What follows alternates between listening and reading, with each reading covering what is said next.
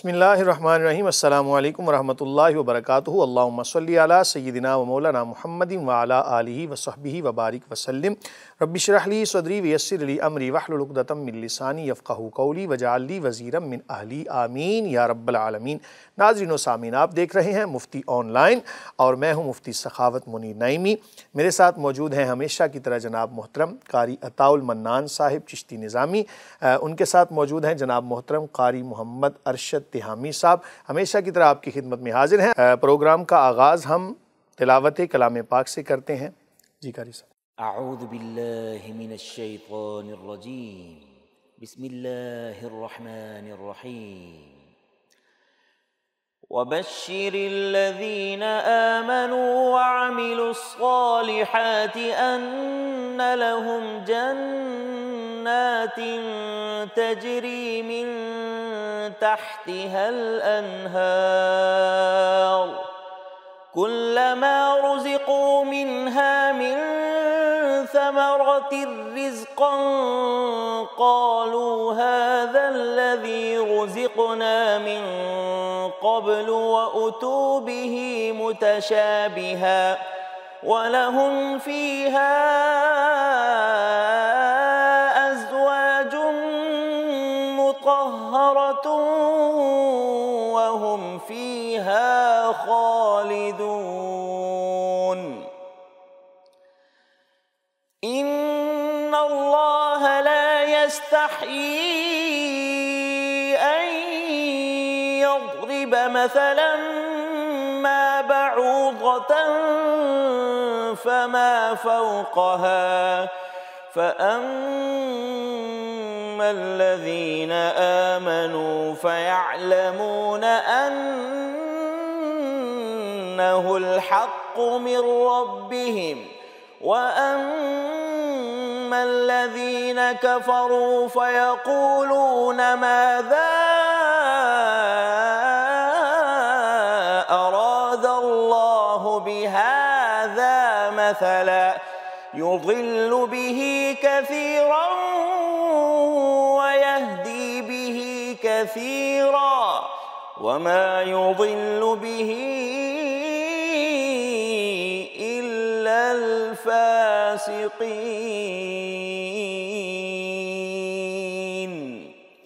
صدق اللہ العظیم۔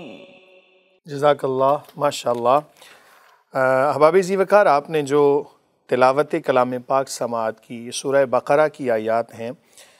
خالق کائنات مالک ارض و سماوات نے ارشاد فرمایا، جس کا مفہوم ہے، اور خوشخبری دیجئے انہیں جو ایمان لائے اور کیے نیک عمل کہ یقیناً ان کے لیے باغات ہیں، بہتی ہیں ان کے نیچے نہریں، جب کھلایا جائے گا انہیں ان باغوں سے کوئی بھی پھل تو صورت دیکھ کر کہیں گے یہ تو وہی ہے جو ہمیں پہلے کھلایا گیا تھا، اور دیا گیا انہیں پھل صورت میں ملتا جلتا، اور ان کے لیے جنت میں پاکیزہ بیویاں ہوں گی اور وہ ان میں ہمیشہ رہیں گے۔ بے شک اللہ حیا نہیں فرماتا اس سے کہ ذکر کرے کوئی مثال مچھر کی ہو یا اس سے بھی حقیر چیز کی، تو جو ایمان لائے وہ خوب جانتے ہیں کہ یہ مثال حق ہے ان کے رب کی طرف سے اتری ہے، اور جنہوں نے کفر کیا سو وہ کہتے ہیں کہ کیا قصد کیا اللہ نے اس مثال کے ذکر سے، گمراہ کرتا ہے اللہ اس سے بہت زیادہ لوگوں کو، اور ہدایت دیتا ہے اس سے بہت زیادہ لوگوں کو، اور نہیں گمراہ کرتا اس سے مگر نافرمانوں کو۔ آپ نے جو آیات ابھی جن کا ترجمہ سماعت کیا، ان کی مختصر وضاحت سماعت کیجئے۔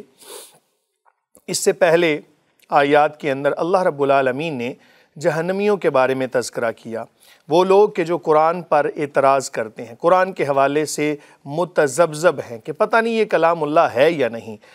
مسلمان کا تو یقین کامل ہے کہ قرآن اللہ تعالیٰ کا کلام ہے، اور اس کے اندر جو کچھ بھی اللہ تعالیٰ نے ذکر فرمایا وہ تمام کا تمام مسلمانوں کی ہدایت اور رہنمائی کے لیے ہے۔ بہرحال جن لوگوں کا قرآن پہ اعتراض تھا ان کا ذکر کرنے کے بعد اب ان لوگوں کا تذکرہ ہے کہ جو ایمان والے ہیں، نیک اعمال کرنے والے ہیں۔ اللہ تعالیٰ نے ان کے لیے خوشخبریاں سنائی ہیں، جنت کی خوشخبری فرمایا کہ اور خوشخبری دیجئے انہیں جو ایمان لائے اور نیک کام کی۔ یاد رکھیں کہ ایمان لا کے کوئی بندہ اگر نیک کام نہیں کرتا تو اس کے ایمان کا کیا فائدہ ظاہری طور پہ، ورنہ حقیقی طور پہ تو ایمان کا فائدہ ہے۔ ایمان ہی ایک ایسی چیز ہے کہ جو اگر سلامت ہوا، بندہ اس کو سلامت لے کے دنیا سے گیا تو امید کی جاتی ہے اللہ کی بارگاہ میں کہ وہ کامیاب ہوگا۔ لیکن اگر صرف ایمان لے آیا، اچھے کام نہیں کیے، تو اس نے کیا کمال کیا؟ مثال کے طور پر مفسرین اس کی مثال اس طرح سمجھاتے ہیں کہ مثال کے طور پر ایک بندے کے پاس پلاٹ ہے کسی اعلیٰ جگہ کے اوپر، تو ایمان بمنزلہ پلاٹ کے ہے، اور اس کے اوپر جو بلڈنگ بنائے گا وہ بمنزلہ اعمال صالحہ کے ہیں۔ اگر ایک بندے کے پاس اچھا پلاٹ ہو، وہ اس کے اوپر کوئی بلڈنگ نہ بنائے، اچھی عمارت نہ بنائے، تو اس کے پلاٹ کا کیا فائدہ؟ اور اگر کسی بندے کے پاس پلاٹ ہی نہیں ہے تو وہ بلڈنگ کہاں قائم کرے گا؟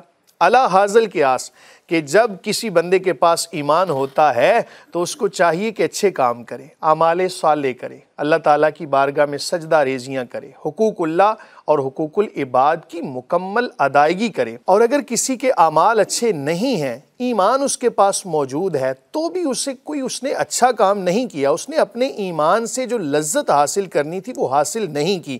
علی حاصل قیاس ہمیں چاہیے کہ ایمان کی دولت اللہ تعالیٰ نے ہمیں عطا فرمائی ہے تو ہم اس کو اعمال صالحہ کے ساتھ مزین کریں، اپنے ایمان کے اندر نکھار پیدا کریں۔ یقیناً ایمان ایک بسیط چیز ہے۔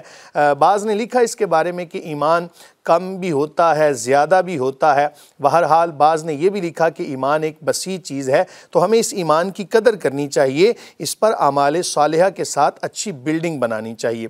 فرمایا کہ جو یہ کام کرتے ہیں ان کے لیے باغات ہیں، جنت ہے، وہ جنت کہ جو اللہ تعالیٰ نے مسلمانوں کے لیے تیار کر رکھی ہے، جس کو ہم تصور میں بھی لائیں تو شاید اس طرح نہیں لا سکتے۔ کیوں کہ جہاں تک ہمارے تصورات کا پرندہ پرواز کرے گا، اللہ تعالیٰ کی جنت اس سے بھی اعلیٰ و ارفع ہے۔ جو چیز تصور میں آئے گی شاید وہ جنت نہ ہو، لیکن بہرحال ہم اس کے بارے میں تصورات کر سکتے ہیں، اور ہمیں چاہیے کہ اللہ تعالیٰ کی جنت کے بارے میں سوچنا، ہمیں محنت کرنی چاہیے، راتوں کو جاگنا چاہیے، حقوق اللہ کی ادائیگی کے ساتھ ساتھ حقوق العباد کی بھی مکمل ادائیگی کو لازم پکڑنا چاہیے۔ فرمایا جن کے نیچے نہریں جاری ہیں۔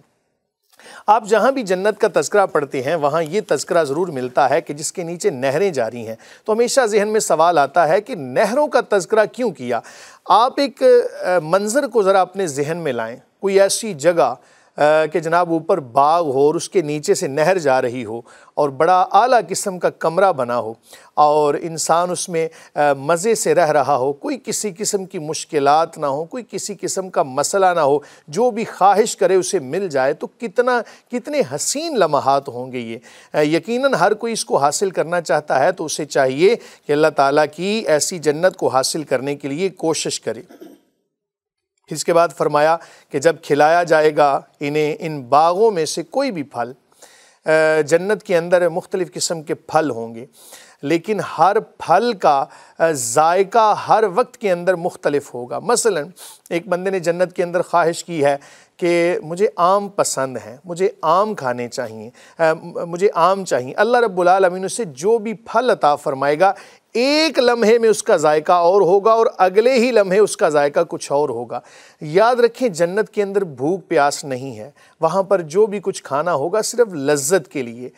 بعض دفعہ انسان بہت زیادہ جب کھانا کھا کے فل ہو جاتا ہے نا تو پھر اس کا دل کرتا ہے کہ میں کچھ ایسی چیز کھاؤں کہ جو صرف لذت کے لیے ہو۔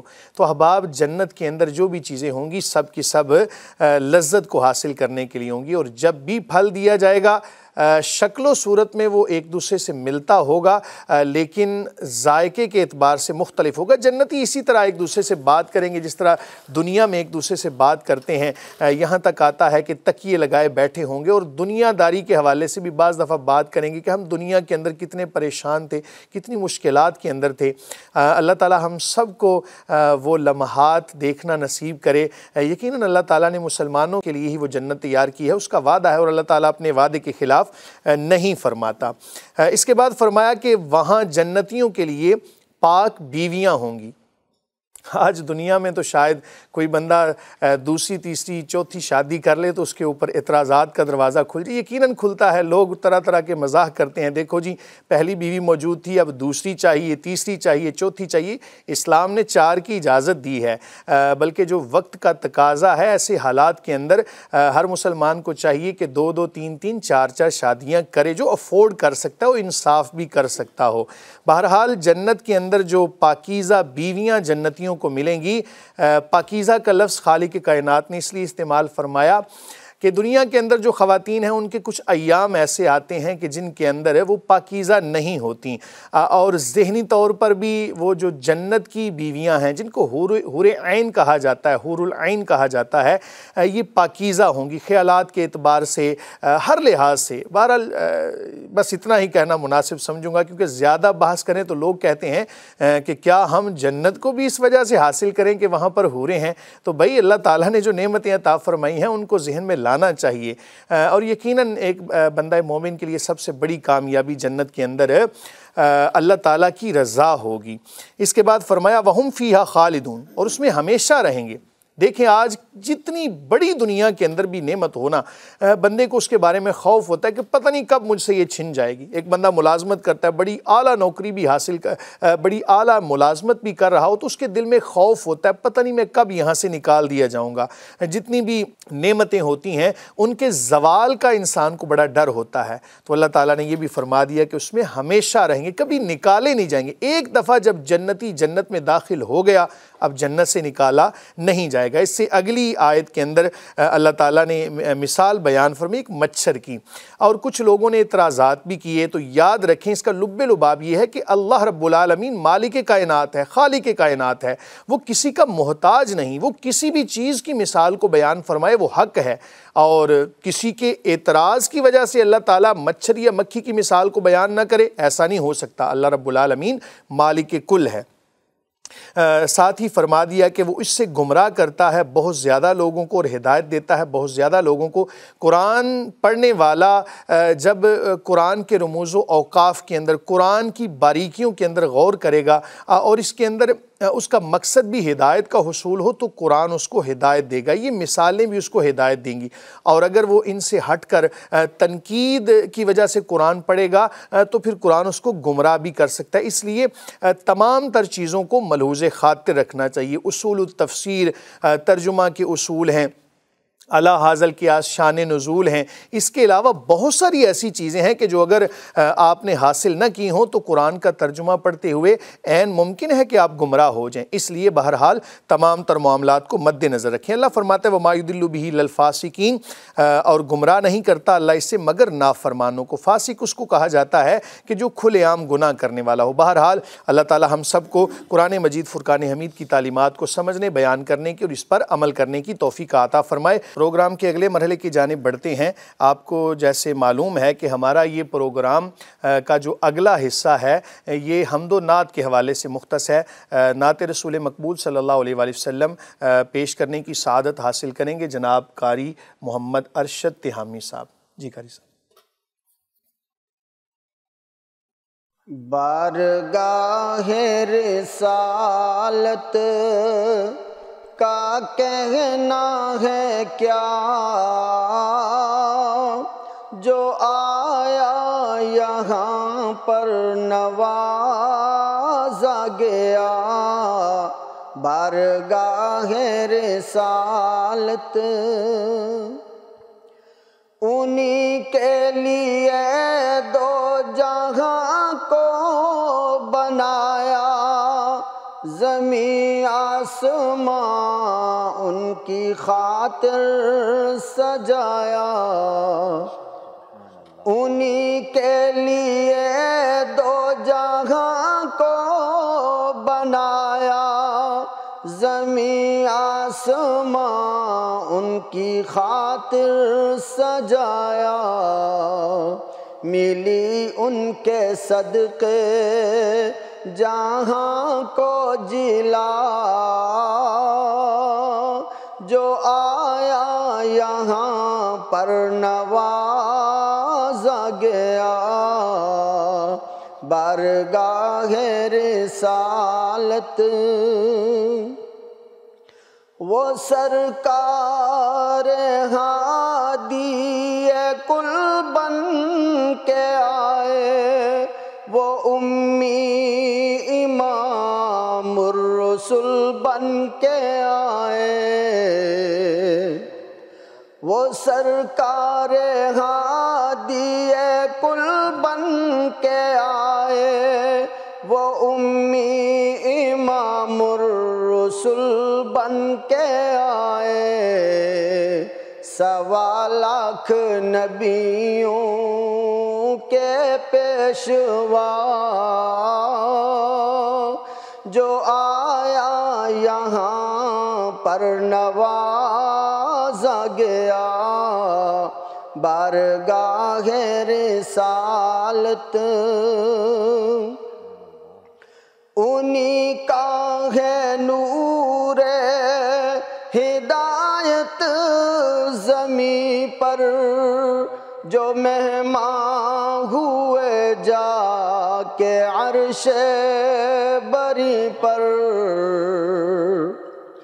انہی کا ہے نور ہدایت زمیں پر، جو مہمان ہوئے جا کے عرش بری پر، وہاں جا کے ان کو ملا جو ملا،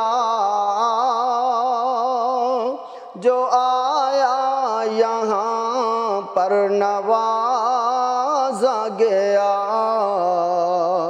بارگاہ رسالت،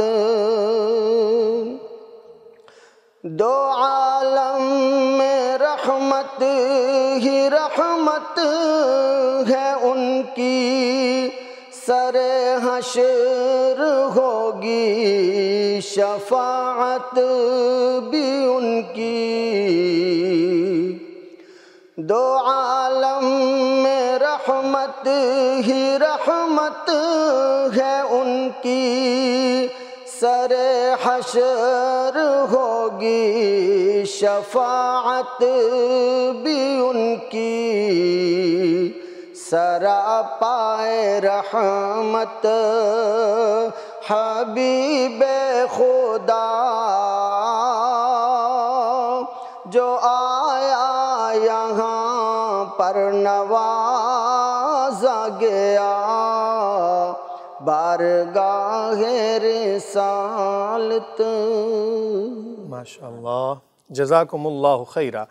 ناظرین و سامعین، آپ نے جیسے نعت رسول مقبول صلی اللہ علیہ وآلہ وسلم سماعت کی، یقیناً نبی کریم صلی اللہ علیہ وآلہ وسلم کی محبت کے بنا ایمان کی تکمیل نہیں ہے، اور یہ محبتیں نعت سے بھی نصیب ہوتی ہیں۔ ہمیں ہر لحاظ سے نبی کریم صلی اللہ علیہ وآلہ وسلم کی صفت و ثنا کرنی چاہیے۔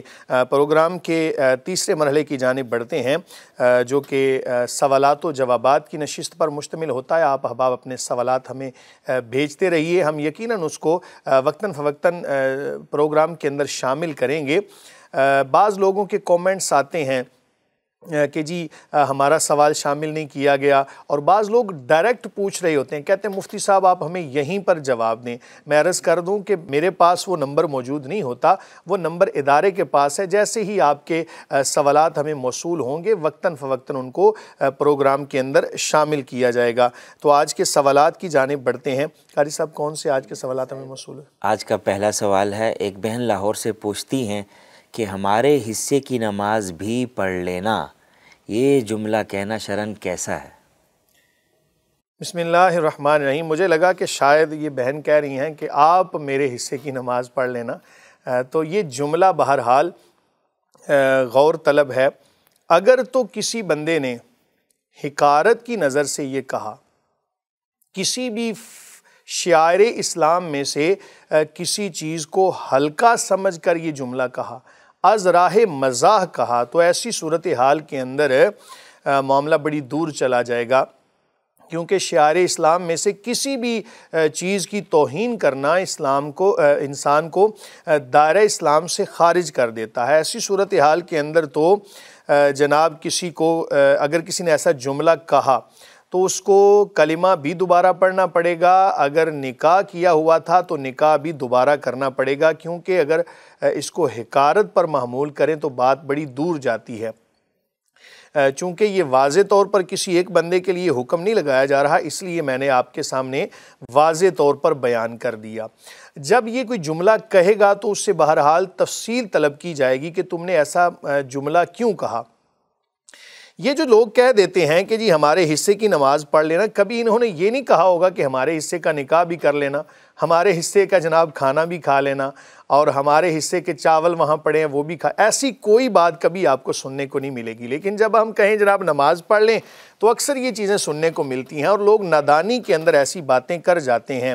یہ بات یاد رکھیے گا کہ ایک کام تو بندہ کر ہی نہیں رہا، وہ تو مجرم ہے ہی، اور ایک اس چیز کا مذاق اڑا رہا ہے، یہ جرم در جرم ہے۔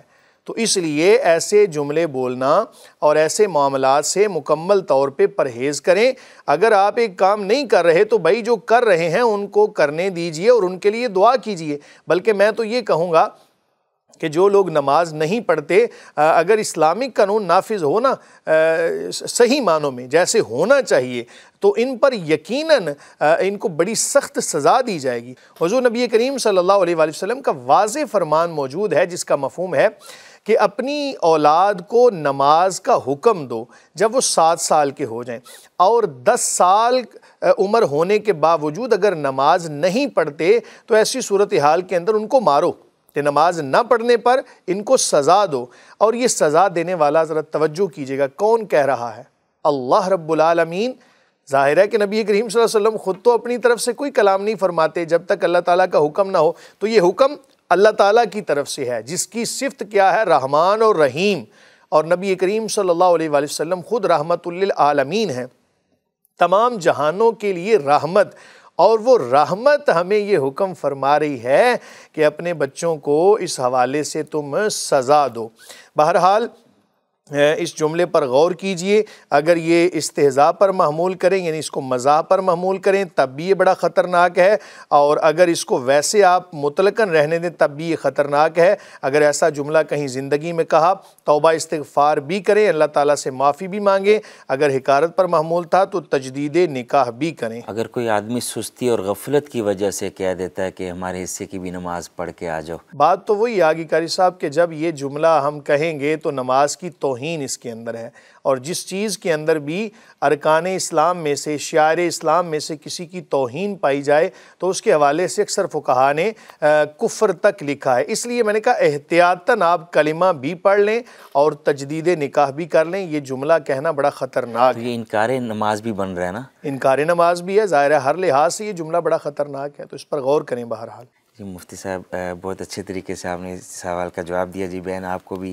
اس پروگرام میں سوالات کا جواب مفتی صاحب بھی دلیل دیتے ہیں، اور قرآن پاک کی روشنی میں ہی سارے سوالات کا جواب آپ کو ملتا ہے۔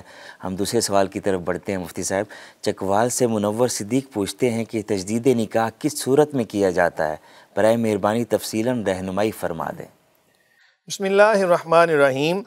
تجدید نکاح یعنی نکاح کو دوبارہ سے کرنا، یا نکاح کی جدت کہنا، یا نکاح کو نیا کرنا کہہ لیں، کوئی بھی آپ اس کو جملہ اس کو نام دے دیں۔ یہ اس صورت میں کیا جاتا ہے کہ جب آپ کا نکاح کسی وجہ سے نکاح کے اندر کوئی خرابی واقع ہو جائے، ایسی صورتحال کے اندر تجدید نکاح کیا جاتا ہے۔ ایک صورت یہ بیان کی جاتی ہے، مثال کے طور پر کسی بندے نے اپنی بیوی کو عدت کے دوران ایک طلاق دے دی، ایک طلاق دے گا اس کے بعد عدت ہے، ایک طلاق دی، عدت کے دوران اس نے رجوع نہیں کیا، عدت مکمل ہو گئی، اس کی ایک ہی طلاق بائن ہو گئی تھی، اور اب یہ دونوں صلح کرنا چاہتے ہیں، تو ایسی صورت میں لفظ بولا جاتا ہے تجدید نکاح کے ذریعے یہ جناب دوبارہ سے اپنا وہ رشتہ بحال کر سکتے ہیں، لیکن آئندہ زندگی میں 2 طلاقوں کا حق باقی ہوگا۔ اگر بالفرض عدت کے دوران اس نے 2 طلاقیں دی تھیں، ایسی صورتحال کے اندر بھی عدت مکمل ہونے پر پہلا نکاح ختم ہو گیا، اب تجدید نکاح کے ذریعے یہ اپنا رشتہ دوبارہ قائم کر سکتے ہیں، لیکن آئندہ زندگی میں ایک طلاق کا حق باقی رہے گا۔ یاد رکھیں ایک نکاح کے ساتھ بندے کو 3 طلاقوں کا حق بندے کے پاس ہوتا ہے۔ اب وہ جس طرح بھی اپنے حق کو استعمال کرے، گناہ کے طریقے پر کرے تب بھی اس نے اپنا حق استعمال کر لیا، اگر جائز طریقے پر کرتا ہے تب بھی اس نے اپنا حق استعمال کر لیا۔ تو جب 3 طلاقیں ہو گئیں تو اب تجدید نکاح نہیں کیا جاتا۔ اب 3 طلاقیں ہو جانے کے بعد تجدید نکاح کرنا ہوتا ہی نہیں ہے۔ اس لیے ایک تو ٹرم یہ اصطلاح کے طور پر بولا جاتا ہے تجدید نکاح کا لفظ، دوسرا یہ ہوتا ہے اللہ نہ کرے کسی بندے نے کوئی کلمہ کفر کہہ دیا، زبان سے نکل گیا، یا کچھ جس طرح اس سے پہلے ہم نے مسئلہ بیان کیا کہ کسی نے شعائر اسلام، ارکان اسلام میں سے کسی کی توہین کر دی، یا کوئی بھی نبی کریم صلی اللہ علیہ وسلم کے حوالے سے ایسا کوئی جملہ اس نے بول دیا کہ جو توہین پر مبنی تھا، اہانت پر مبنی تھا۔ ان تمام تر معاملات کے اندر جب وہ اسلام سے نکل گیا تو اب دوبارہ اسلام میں داخل ہوگا۔ ظاہر ہے دوبارہ داخل ہونے کے ساتھ چونکہ پہلا جو نکاح تھا، جو بھی جتنے معاملات تھے سب کے سب ختم ہو گئے، اب اس کو نئے سرے سے ایک طرح سے اپنے معاملات کو شروع کرنا ہے، تو انہی میں سے ایک نکاح کی ٹرم ہے کہ اس کو تجدید نکاح کرنا چاہیے۔ میں آپ کو ایک مشورہ بھی دوں گا کہ تجدید نکاح کرتے رہنا چاہیے۔ اس کی وجہ یہ ہے نبی کریم صلی اللہ علیہ وآلہ وسلم کا فرمان جس کا مفہوم ہے کہ آخر زمانہ میں ایک ایسا زمانہ بھی آئے گا کہ کوئی بندہ اپنی ہی زوجہ کے ساتھ غلط طریقے سے رہ رہا ہوگا، کوئی بھی آپ اس کو نام دے لیں۔ تو غلط طریقے سے رہنے کا مطلب مثال کے طور پر اس نے کلمہ کفر کہہ دیا، اب وہ اپنی ہی بیوی کے ساتھ تو رہ رہا ہے لیکن کلمہ کفر کہنے کی وجہ سے اسلام سے نکلا، دوبارہ اسلام میں داخل نہیں ہوا، وہ بیوی اس کی رہی نہیں۔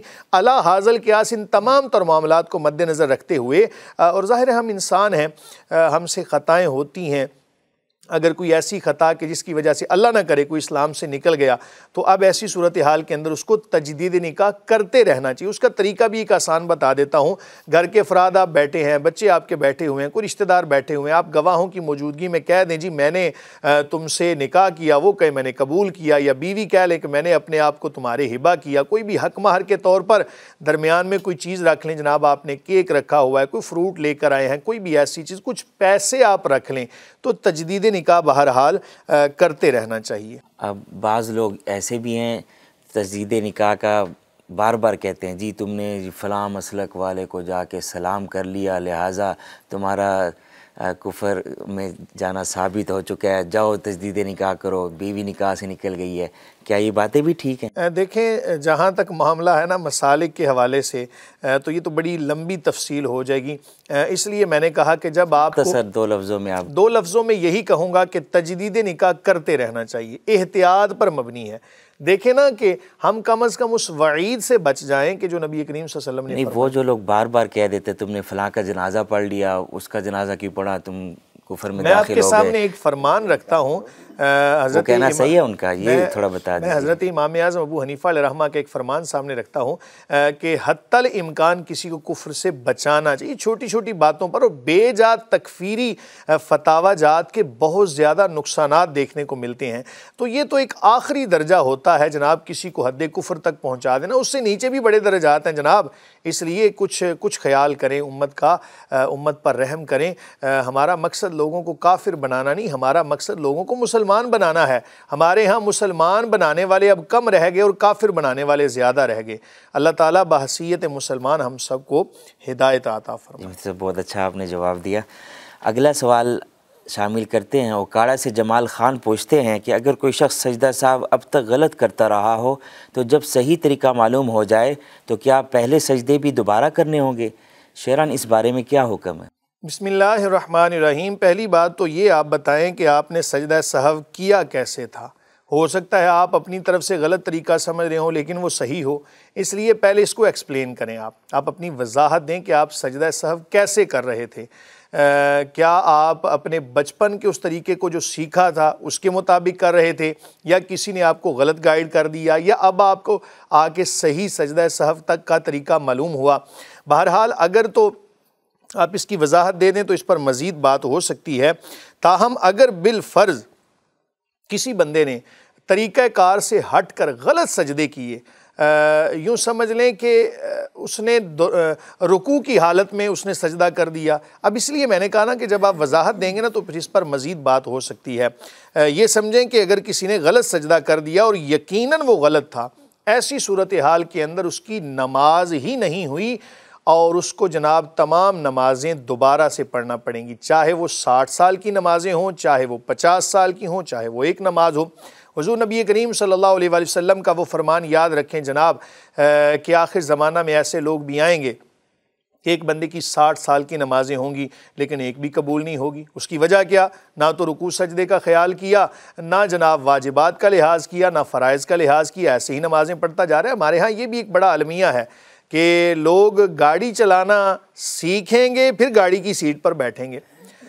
کوئی بندہ جناب حتیٰ کہ پتنگ اڑانا بھی ہے نا تو وہ بھی سیکھ کے تو پھر اڑانا شروع کریں گے کہ جناب ہمیں کیسے وہ اس کی ڈور کو خیال ہے کہ پتنگ بازی ایک علیحدہ سے موضوع ہے کہ وہ جائز بھی ہے یا نہیں۔ میرا مقصد صرف مسئلہ سمجھانا تھا، لیکن نماز کو ہم نے اتنا ہلکا سمجھ لیا بڑی معذرت کے ساتھ کہ ہم سمجھتے ہیں کہ ایسے ہی بس جیسے ہم نے دیکھا، جیسے ہمارا دل کیا، رکوع کر دیا، سجدہ کر دیا، ادا ہو گئی، جیسے نا ہمیں کوئی اللہ تعالیٰ کی ذات پہ کوئی یقین کامل نہیں رہا۔ بہرحال اپنے معاملات کو درست کیجئے۔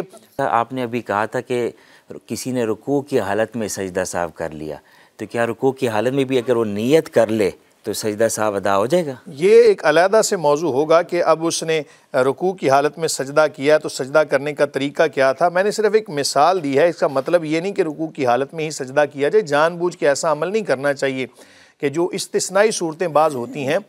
تو آپ یہ دیکھیں کہ ہمیں نماز پڑھنی ہے یا کوئی بھی معاملہ کرنا ہے تو اس کو سیکھیں جناب پہلے کہ ہم نے سجدہ سہو کرنا ہے قاری صاحب سے، یا اپنے محلے کی مسجد کے جو امام صاحب ہیں وہ صرف اور صرف طلاق کا مسئلہ بتانے کے لیے نہیں ہیں۔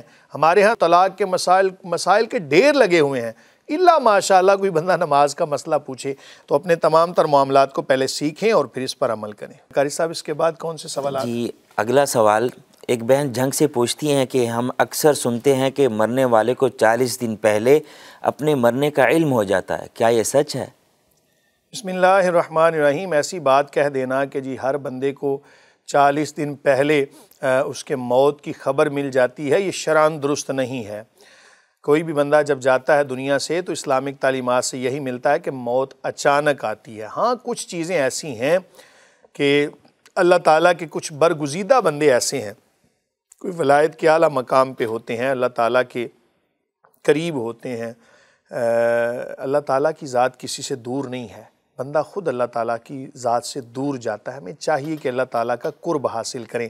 بہرحال اگر کوئی بندہ اس مقام پہ فائز تھا تو اس کو کچھ اشارات کا مل جانا یہ محال نہیں ہے، یعنی یہ نہیں کہا جا سکتا کہ کسی کو پتہ ہی نہیں چلتا، اور یہ بھی نہیں کہا جا سکتا کہ ہر کسی کو علم ہو جاتا ہے۔ بہرحال اپنے اپنے جو منصب ہیں، اپنا اپنا جو مقام ہے، اس کے اعتبار سے اللہ تعالیٰ کی ذات بندے کے ساتھ معاملہ فرماتی ہے۔ تو کسی اللہ والے کو اگر علم ہو جائے تو اس میں کوئی یہ بھی نہیں کہا جا سکتا کہ نہیں ہوتا، ہر کسی کو علم ہو، ایسی کوئی شرعی دلیل ہمارے پاس موجود کسی اللہ والے کو علم جو ہوتا ہے وہ خواب کے ذریعے ہوتا ہے یا کسی اور ذریعے سے اشارہ ملتا ہے؟ سچے خواب جو آنا ہے یہ تو حضور نبی کریم صلی اللہ علیہ وآلہ وسلم کی امت کے تمام افراد کے لیے عام ہے۔ کچھ ایسے بھی ہوتے ہیں کہ جن کو خواب کے اندر اشارات مل جاتے ہیں، کچھ ایسے ہیں کہ جن کو جاگتے ہوئے کچھ آثار ایسے نظر آ جاتے ہیں۔ تو یہ بہرحال کوئی قانون نہیں ہے، اس کو آپ نے قانون نہیں سمجھ لینا، ہر کسی کو علم نہیں ہوتا، کچھ ایسے بھی ہیں جن کو ہو جاتا ہے۔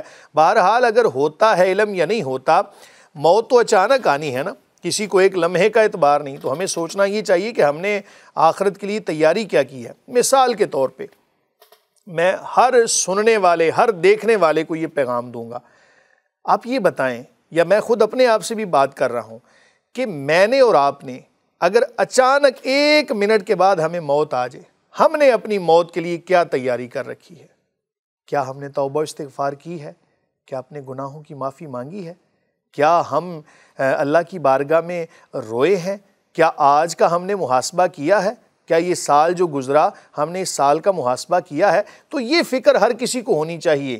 یہ کہہ دینا کہ 40 دن پہلے پتہ چل جائے گا تو ہم جناب توبہ طائب کریں گے، یہ شیطان کی طرف سے دھوکہ ہے جناب ایک، کہ ہم جناب بوڑھے ہوں گے پھر عبادت کریں گے؟ بچے بھی دنیا سے جا رہے ہیں، جوان بھی جا رہے ہیں، لڑکے بھی جا رہے ہیں، بوڑھے بھی جا رہے ہیں۔ تو جب 60 سال کی عمر ہو جائے نا، کم از کم اتنا خیال ہونا، جب 60 سال کی عمر ہو جائے پھر تو حرف آخر ہے نا، پھر تو پتہ نہیں کب موت آ جائے گی، اس سے پہلے بھی بہرحال ہر بندے کو موت کی تیاری کرتے رہنا آپ نے چاہیے۔ ابھی فرمایا بعض اللہ والوں کو علم ہو جاتا ہے، تو قرآن پاک میں آتا ہے وَمَا تَدْرِي نَفْسٌ بِأَيِّ أَرْضٍ تَمُوتُ، پکا یقینی علم تو ان کو بھی ظاہر ہے کہ قرآن پاک کی آیت بول رہی نہیں ہوگا، تو صرف اشارہ ہی ملتا ہوگا پھر بس یہی ہے نا، اشارہ مل جانا یہ محال نہیں ہے۔ جیسا کہ اللہ رب العالمین اپنے جو اللہ کے نیک بندے ہیں ان کو یہ مقام عطا فرماتا ہے، اپنا قرب عطا فرماتا ہے، اور قرب خدا بندی نصیب ہونے کے بعد ہی انہیں اللہ تعالیٰ کی طرف سے یہ علم مل جاتا ہے، یہ محال نہیں ہے۔ جسے الہام کہتے ہیں یا کشف کہتے ہیں، الہام کہہ دیں، کشف کہہ لیں، اس کو کوئی بھی آپ نام دے دیں، بہرحال یہ ہر بندے کے لیے نہیں ہے، یہ کچھ خواص ہیں انہی کے لیے کہا جاتا ہے۔ جی مفتی صاحب اگلا سوال شامل کرتے ہیں۔ ایک بہن کراچی سے پوچھتی ہیں کہ میری 3 بیٹیاں ہیں، چوتھی مرتبہ میں نے نیت کی تھی کہ اگر اللہ نے اس مرتبہ مجھے بیٹا دیا ہو تو میں اس کا نام محمد علی رکھوں گی، لیکن اب میری ساس سسر چاہتے ہیں بچے کا نام وہ رکھیں، تو اگر میں بچے کا نام محمد علی نہ رکھ سکوں تو میرے بچے کو تو اللہ سے میری وعدہ خلافی کا کوئی نقصان تو نہیں پہنچے گا؟ بسم اللہ الرحمن الرحیم۔ آپ کی وعدہ خلافی کا نقصان آپ کے بچے کو پہنچنا یہ کوئی قانون کلی نہیں ہے۔ جو بندہ گناہ کرتا ہے اس کے گناہ کا وبال اسی پہ پڑتا ہے۔ رہی بات یہ کہ کیا بچے کا نام اس کے خلاف رکھنا شرعاً جائز ہوگا یا نہیں، تو اتنی اچھی بہن آپ نے نیت کی ہے کہ میں اپنے بچے کا نام محمد علی رکھوں گی، اس سے بڑھ کے اور کیا نام چاہتی ہیں؟ ہمارے ہاں یہ بھی مسئلہ ہے کہ ہم نام سٹائلش رکھنا چاہتے ہیں۔ سٹائلش میں نے لفظ تنزیہ بولا ہے، ورنہ ہم لوگ یہ چاہتے ہیں کہ کوئی ایسا نام رکھیں کہ جو کسی کا ہو نہ۔ تو بھئی نام اچھا ہونا چاہیے۔ نبی کریم صلی اللہ علیہ وآلہ وسلم کی تعلیمات سے جو ہمیں سبق ملتا ہے کہ اچھا نام بچے کا رکھو، اللہ تعالیٰ کے صفاتی ناموں پر نام رکھو، نبی کریم صلی اللہ علیہ وسلم کے جو صفاتی نام ہیں ان پر نام رکھو، اور محمد علی اس سے بڑھ کے میرا نہیں خیال کہ کوئی بہت زیادہ ہو سکتا ہے، اس سے اعلیٰ نام بھی ہوں، لیکن مجھے جہاں تک یاد پڑ رہا ہے کہ اس سے بڑھ کے کوئی اچھا نام نہیں ہوگا۔ تو اگر آپ نے یہ نیت کی ہے تو یہی نام رکھیں، اسی کے اندر عافیت ہے۔ جب آپ نے اللہ تعالیٰ سے ایک عہد کیا تھا، وعدہ کیا تھا، تو اللہ تعالیٰ سے کیا گیا وعدہ اس کے بارے میں بھی بہرحال پوچھ گچھ ہوگی۔ تاہم اگر کوئی ایسی مجبوری بن جائے، شرعی مجبوری بن جائے، آپ اس میں بے بس ہوں، تو لا یکلف اللہ نفسا الا وسعہا، کہ کسی جان سے اس کی طاقت سے بڑھ کے سوال نہیں کیا جاتا، اس کو اپنی اس کی طاقت سے بڑھ کے مکلف نہیں بنایا جاتا۔ اگر آپ کی ساس سسر کے سامنے یا اپنے سسرال میں نہیں چلتی، اکثر خواتین ایسی ہیں کہ جن کی نہیں چلتی، اس کے اندر آپ کوئی اکیلی نہیں ہے، اور بھی ایسی خواتین شامل ہوں گی، تو ایسی صورتحال کے اندر امید کرتے ہیں اللہ کی بارگاہ میں کہ آپ گناہ گار نہیں ہوں گی۔ آپ اس کا حقیقی نام محمد علی ہی رکھ دیں، اور عرفی نام آپ اس کا کوئی اور رکھ دیں۔ اپنے سسرال والوں کو بھی سمجھائیں کہ میں نے یہ نیت کی ہوئی تھی، اللہ تعالیٰ نے مجھے بیٹا عطا فرمایا ہے، تو میں اپنی اس منت کو پورا کرنا چاہتی ہوں، اور یہ منت جائز ہے، اس میں کوئی شرعی قباحت نہیں ہے، تو وہ نام رکھ دیں، حقیقی نام۔ عرفی نام آپ اس کا کوئی اور بھی رکھ دیں، زید، بکر، عمر، کوئی بھی آپ رکھنا چاہیں، اس میں کوئی شرعی قباحت نہیں ہے۔ ہمارے بعض لوگوں کا عقیدہ بنا ہوا ہے کہ اگر میں منت پوری نہیں کروں گی اور نام وہی نہیں رکھوں گی تو ضرور میرے بچوں کو نقصان ہوگا۔ یہ عقیدہ رکھنا صحیح ہے؟ بچوں کو نقصان ہونا اس سے نہیں ہوتا، بچوں کو نقصان کسی اور۔ بعض لوگوں کے ذہنوں میں یہ بھی سوال ہوتا ہے، جی یہ نام فلاں کے اوپر بھاری ہے، اور یہ اس نام کی فلاں تاثیر ہے۔ جب آپ نے اچھی نیت کے ساتھ بچے کا نام رکھ دیا تو یقیناً اللہ تعالیٰ پہ بھروسہ رکھیں، اللہ تعالیٰ کی حفاظت میں وہ بچہ رہے گا، اور اتنا اچھا نام آپ نے سوچا اسی کو رکھیں، یہی مناسب ہوگا۔ اگلا سوال شامل کرتے ہیں۔ اکثر دینی محافل میں نعت خوانوں کے ہاتھ چومے جاتے ہیں، کوئی بیان کر رہا ہو تو لوگوں سے بڑھ بڑھ کر ہاتھ ملائے جاتے ہیں، کیا یہ عمل شرعاً جائز ہے؟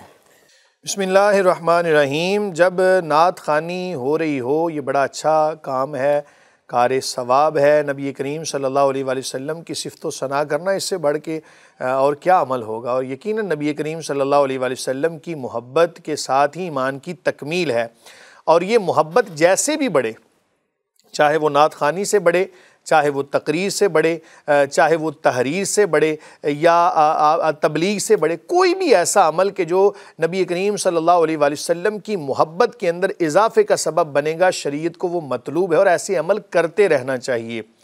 تاہم دوران بیان لوگوں کا بڑھ بڑھ کے جناب نعت خانوں کو ایسے نذرانے پیش کرنا اور اپنے جناب اوپر پیسے نچھاور کرنا یہ کوئی مناسب بات نہیں ہے۔ اور ادھر سے نعت ہو رہی ہے جناب، اور ایک بندہ آیا اور آ کے اس نے ہاتھ چومنے شروع کر دیے، اس پر پیسے نچھاور کرنے شروع کر دیے۔ جو نعت کی حقیقی روح ہے نا وہ اس سے ختم ہو جاتی ہے۔ آپ نے اگر پیسے اپنے نچھاور کرنے ہیں، دینی طلباء کے اوپر خرچ کریں، یقیناً باعث ثواب ہے، صدقہ جاریہ ہے۔ جہاں تک ان کی آواز پہنچے گی، جہاں تک وہ دین کی اشاعت کریں گے جناب آپ کو فائدہ ہوتا رہے گا۔ میں بڑی معذرت کے ساتھ یہ بات کہوں گا کہ ہمارے اس معاشرے کے اندر پروفیشنل نعت خواں جو حضرات ہیں انہوں نے بڑا نقصان کیا ہے دین کا۔ صرف ان کی نظر پیسوں کے اوپر ہوتی ہے، خدا را ان سے بچ جائیں اور اپنے جو سرمایہ ہے نا یہ اس کو کسی اچھی جگہ پر لگائیں، دین کی اشاعت کے اندر لگائیں۔ یہ نعت خواں حضرات صرف اور صرف وقتی طور پر یہ عاشق رسول صلی اللہ علیہ وسلم بن جاتے ہیں، اور جب ان کے اعمال کو اللہ ماشاءاللہ، میں اچھے نعت خانوں کی بات نہیں کر رہا، ہر وہ بندہ میرا جو پروگرام سننے والا ہے وہ کہے جی آپ نے جناب نعت خانوں کے اوپر اپنی جناب واز جھاڑ دیا، میرا مقصد صرف معاشرے کی اصلاح کرنا ہے۔ میں خود میری ابتدا، میں آپ کو اپنی بات اگر بتاؤں تو میرا اس فیلڈ کے اندر آنے کا سبب نعت خوانی بنی ہے۔ بچپن سے نعتیں پڑھتا تھا، اللہ تعالیٰ ہر کسی بچے کو اس محبت سے سرشار فرمائے۔ تو اچھے نعت خوانوں کی بات نہیں کر رہا، جو پروفیشنل نعت خواں اور جن کا مقصد صرف اور صرف پیسوں کا حصول ہے، میں ان کی بات کر رہا ہوں، خدا را ان سے بچ جائیں۔ اور رہی بات یہ کہ بڑھ بڑھ کر ان کے ہاتھ چومنا، یہ کوئی اچھا کام نہیں ہے۔ ادھر سے نعت خوانی ہو رہی ہے اور جناب ادھر سے ہاتھ چومے جا رہے ہیں۔ نعت خوانی ہو رہی ہے تو توجہ سے نعت ہی سننی چاہیے، یہی ادب کا تقاضا ہے۔ اور اگر بالفرض کوئی آپ کا مقصد سوال کرنے کا یہ ہے کہ کوئی عالم دین اگر نعت خواں کے ہاتھ چومے تو کیا شرعی حکم ہے؟ نعت خواں اگر اصول شرع یعنی تمام تر جو دین کے جو اصول ہیں ان کا پابند ہے، شریعت کا پابند ہے، ایسی صورتحال کے اندر اگر محبت کے اندر آ کر کسی نے اس کے ہاتھ چوم لیے تو شرعاً یہ عمل جائز ہوگا، اس کو کوئی حرام نہیں کہا جا سکتا۔ ظاہر ہے محبت کا اظہار کیسے کریں گے آپ؟ کسی سے محبت کا اظہار ہوتا ہے تو محبت کی انتہا کہاں پہ ہوتی ہے؟ بندہ اس کو چوم لیتا ہے۔ تو ظاہر ہے ہاتھوں کے ساتھ اس نے جو کلام لکھا ہے، جو کلام پڑھا ہے، تو ہاتھوں کو چومنا، پیشانی کو چوم لے آپ۔ اور جناب آپ کو بڑا شوق ہے تو میں یہ مشورہ دوں گا، اپنے گھر میں جائیں، اپنی ماں کے ہاتھ چومیں، اپنے باپ کے ہاتھ چومیں، اپنی ماں کے پاؤں چومیں، جس کے اندر آپ کو ایک روحانی تسکین بھی ملے گی۔ تو ایسے ہی نام نہاد جو نعت خواں ہیں ان سے جناب ہاتھ ملانا اور ان کے ہاتھ چومنا یہ کوئی مناسب عمل نہیں ہے۔ بعض نعت خوانوں کو دیکھا ہے کہ ان کی داڑھی بھی نہیں ہے اور لوگ ان کے بڑھ بڑھ کے ہاتھ چوم رہے ہیں اور جھک رہے ہیں، رکوع کی شکل میں جا کے جھک کے ہاتھ چومتے ہیں، تو یہ عمل کیا جائز ہوگا پھر؟ دیکھیں، کسی بھی ایسے بندے کو عزت دینا کہ جو عزت کے لائق نہ ہو، یہ شرعاً جائز نہیں ہے۔ اب ایک بندے نے نبی کریم صلی اللہ علیہ وسلم کی سنت کا لحاظ نہیں کیا، سٹائلش داڑھی بنائی ہوئی ہے اور وہ جناب راگ سنا رہا ہے آپ کو، تو اس کو عزت دینا یہ کوئی کہیں کی دانش مندی نہیں ہے۔ اس لیے میں نے کہا کہ آپ احباب ان سے بچ جائیں اور اپنے تمام تر معاملات جو ہیں ان کو شریعت کے سپرد کریں۔ اب بعض لوگ کہتے ہیں جی ہمارے وہ استاد ہیں، اس حیثیت سے ہم ان کا ہاتھ چومتے ہیں۔ اگر استاد صاحب ہیں، واقعی لائق عزت ہیں اور انہوں نے شرعی حدود و قیود کا لحاظ کیا ہے تو ان کے ہاتھ چومنا یہ شرعاً جائز اور مستحسن ہوگا۔ اس لیے میں نے کہا نا، محبت کا اظہار تو پھر چومنے سے ہی ہوگا۔ لیکن دور سے دیکھنے والا یہ محسوس کرتا ہے کہ یہ جھکا ہے اور جھک کر ہاتھ چومے ہیں۔ جہاں پر شبہ آ جائے نا، کسی بھی چیز کے حوالے سے یہ شبہ آ جائے کہ لوگ اس سے کوئی نیگیٹو پوائنٹ نکالیں گے، تو ایسی صورتحال کے اندر پھر اس عمل کو چھوڑ دینا بہتر ہوتا ہے۔ کوئی فرض عین تو نہیں جا کے ہاتھ چومنا، اگر آپ نہ بھی چومیں گے تو اس میں کوئی شرعی قباحت نہیں ہے۔ بہرحال جہاں پر اعتراض اور شریعت کی حدود و قیود پامال ہو رہی ہوں تو ایسی صورت میں بچ جانا بہتر ہوتا ہے۔ یہی اعتراض اکثر لگتے ہیں کہ دیکھیں جی رکوع کی حالت میں جا کے چوم رہے ہیں تو یہ تو بدعت ہوا، یہ اعتراض لگ رہا ہوتا ہے۔ تو بچوں کو یہ بھی ذرا سمجھا دیں کہ اس طرح سے رکوع کر کے نہ جایا کریں، اس میں کوئی شرعی طور پہ حرام ہے کیا رکوع کی شکل میں جانا؟ رکوع کی حد تک جھکنا یا اس سے زیادہ جھکنا، اس میں کوئی شرعی قباحت نہیں ہے۔ میں آپ کو ایک اصول بتا دیتا ہوں، اس اصول کو اگر مد نظر رکھیں گے تو بہت ساری خرابیوں سے بھی بچ جائیں گے۔ جب کسی کی تعظیم، اللہ نہ کرے، کسی کی تعظیم معبود سمجھ کے کی جائے گی، دائرہ اسلام سے خارج ہے، اور جب کسی کی تعظیم جناب مخلوق سمجھ کے کی جائے تو ایسی صورت میں کوئی شرعی قباحت نہیں ہے۔ اگر کوئی رکوع کی حد تک بھی جھک گیا تو وہ اس کو خدا سمجھ کے تھوڑا جھک رہا ہے، وہ تو انسان سمجھ کے جھک رہا ہے۔ مثال کے طور پہ آپ نے والدین کے قدم چومنے ہیں تو جناب قدم اٹھا کے تو آپ اپنے منہ تک نہیں لائیں گے، قدم چومنے کے لیے آپ کو جھکنا پڑے گا، اور حتیٰ کہ آپ کو سجدے کی حد تک جھکنا پڑے گا۔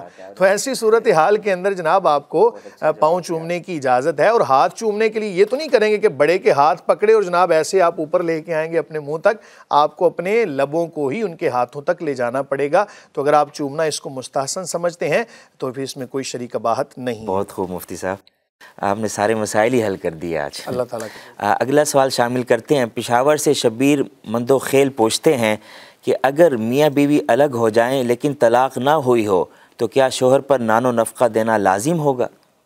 بسم اللہ الرحمن الرحیم۔ اگر میاں بیوی الگ ہو جائیں، طلاق نہ ہوئی ہو، تو یہ سوال ہے کہ علیحدگی خاتون کی طرف سے ہے یا کہ مرد کی طرف سے۔ اگر تو خاتون کی طرف سے علیحدگی ہے، یعنی مرد جناب اس کو بسانا چاہتا ہے، خاتون کہتی جی میں تمہارے ساتھ نہیں رہنا چاہتی۔ اکثر معاملات دیکھنے کو ملتے ہیں، خواتین بس چھوٹی چھوٹی باتوں کو بنیاد بنا کے کہتی ہیں جی ہم نے اس کے ساتھ نہیں رہنا۔ بہرحال اس سے پرہیز کرنا چاہیے۔ اگر خاتون کی طرف سے علیحدگی ہے، خاتون اس کے پاس نہیں آتی، تو شوہر پر اس کا نان و نفقہ دینا واجب نہیں ہے۔ اس کو شریعت کی اصطلاح میں ناشزہ کہا جائے گا، نافرمان بیوی۔ تو نافرمان بیوی کا نفقہ دینا شوہر کے ذمے بالکل واجب نہیں ہے۔ اگر اسلامک قوانین کے مطابق دیکھا جائے، شوہر پر کوئی بھی پابندی نہیں ہے، حتیٰ کہ وہ ایک مناسب طریقے سے اس کو تعزیراً سزا بھی دے سکتا ہے، لیکن تعزیراً سزا، اس کے حوالے سے بھی پھر آگے قوانین آپ کو پڑھنے پڑیں گے کہ سزا کتنی حد تک دے سکتا ہے اور کتنی نہیں دے سکتا۔ تو اگر یہ علیحدگی شوہر کی طرف سے ہے، خاتون تو اپنی جناب تمام تر چیزیں اس پر نچھاور کر رہی ہے، اس کی عزت کا بھی لحاظ کر رہی ہے، اس کے کھانے پینے کا بھی لحاظ کرتی ہے، خدمت گزاری بھی کرتی ہے، اور شوہر کہتا ہے جی میں تجھے نہیں رکھنا چاہتا، علیحدہ ہو جاتا ہے، تو ایسی صورتحال کے اندر شوہر پر نفقہ، رہائش، تمام تر ضروریات دینا واجب و لازم ہے۔ اگر نہیں دیتا، دنیا کے اندر بھی گناہ گار ہے، پکڑ میں آئے گا، عدالت کی پکڑ میں آئے گا، قاضی کی پکڑ میں آئے گا، اور آخرت میں بھی یقیناً جواب دہ ہے۔ اس لیے یہ علیحدگی دیکھنا پڑے گی کہ کس کی طرف سے ہے۔ اگلا سوال شامل کرتے ہیں۔ ایک بہن کراچی سے پوچھتی ہیں کہ اکثر بڑے بوڑھوں سے سنتے ہیں کہ بچوں کا پیشاب ناپاک نہیں ہوتا، اس لیے اگر بچے گود میں پیشاب کر دیں تو کیا نماز ادا کر سکتے ہیں؟ بسم اللہ الرحمن الرحیم۔ کسی کا بھی پیشاب ناپاک ہی ہوتا ہے، یہ کہہ دینا کہ بچے کا جو پیشاب ہے وہ پاک ہوتا ہے، یہ کوئی دانش مندی نہیں، اس کے حوالے سے اس کی کوئی شرعی حقیقت نہیں ہے۔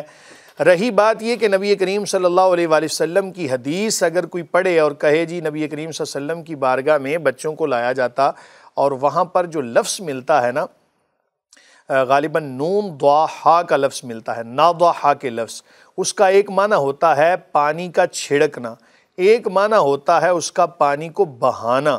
تو اصل یہی ہے کہ نبی کریم صلی اللہ علیہ وآلہ وسلم کی بارگاہ میں جب کسی بچے کو لایا جاتا گٹی دلوانے کے لیے یا کسی بھی معاملے کے اندر، کریم آقا علیہ الصلوۃ والسلام شفقت فرمایا کرتے تھے، بچوں سے بڑا پیار کیا کرتے تھے، ہمیں بھی چاہیے بچوں سے پیار کرنا۔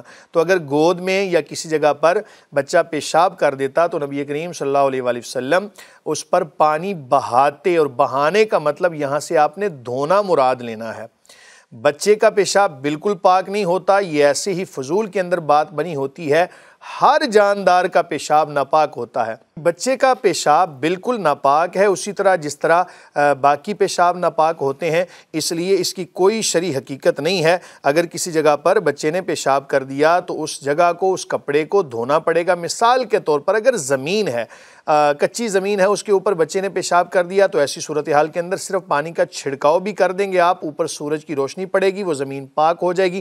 گھاس ہے یا کوئی بھی ایسی چیز تو وہ سورج کی روشنی سے ہی پاک ہو جائے گی۔ کپڑے کے اوپر اگر ایسی کوئی صورتحال بنی تو اس کو اسی طرح دھونا پڑے گا جس طرح عام نجاست کو دھونا پڑتا ہے۔ یہ بہرحال عوام کے اندر مسئلہ مشہور ہے، اس کا حقیقت کے ساتھ کوئی تعلق نہیں ہے۔ جی شکریہ مفتی صاحب۔ آپ سب احباب کا بھی بہت شکریہ جو اپنے سوالات ہمیں بھیج رہے ہیں۔ امید ہے مفتی صاحب کے قرآن و سنت کی روشنی میں دیے گئے جوابات سے آپ کو خوب رہنمائی ملی ہوگی، اور آپ سب دیکھنے والوں سے یہ گزارش ہے کسی بھی دینی اور شرعی معاملے میں اگر رہنمائی چاہتے ہیں تو مفتی آن لائن میں اپنے سوالات سکرین پر دیے گئے نمبر پر بھیجیں، اور آپ ہمارے سوشل میڈیا پیجز کے ذریعے بھی ہم سے رابطہ کر سکتے ہیں۔ اور اگر آپ سب دیکھ رہے ہیں تو واٹس ایپ پر آپ لکھ کر اپنے میسیج بھیجیے یا وائس نوٹ کے ذریعے بھیجیے۔ کال چونکہ یہاں ریسیو نہیں ہوتی، اس لیے کوشش کریں کہ لکھ کر یا وائس نوٹ کے ذریعے ہی اپنے سوالات کو بھیجا کریں۔ ہم آپ کے سارے سوالات پروگرام میں شامل کریں گے اور ان کا شرعی حل بھی بتائیں گے۔ اگر آج کی ویڈیو آپ کو پسند آئی ہو تو اس پروگرام کو زیادہ سے زیادہ شیئر بھی کریں، لائک بھی کریں، اور ہمارے اس چینل کو سبسکرائب بھی کریں۔ بہت شکریہ۔ وما علینا الا البلاغ۔